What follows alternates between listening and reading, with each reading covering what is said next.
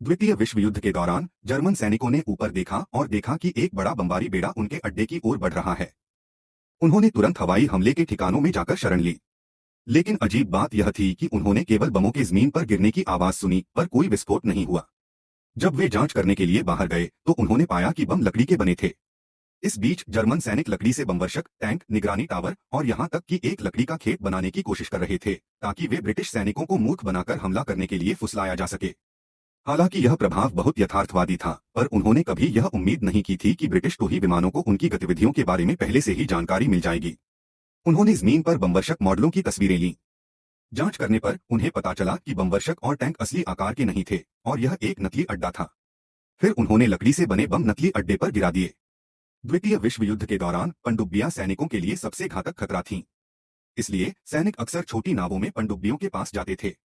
जब वे देखते कि पनडुब्बी अपनी दूरबीनें उठाकर जांच कर रही है तो वे उसे रोक देते थे। जब नहीं देख पाते थे तो पनडुब्बी को पानी के ऊपर ले आते थे। अगर वह दिखाई देती तो सैनिक बमबारी के लिए तैयार रहते थे। द्वितीय विश्व युद्ध के दौरान कुछ जर्मन सैनिकों ने अपने विस्फोटकों से खुद को उड़ा लिया था। उन्होंने ऐसा किया क्योंकि स्टेलिनग्राद की लड़ाई में वे घिर गए थे और भागने का कोई रास्ता नहीं था। पकड़े जाने का खतरा था और अगर जेल भेजे जाते तो यातनाएं देकर मार दिए जाते।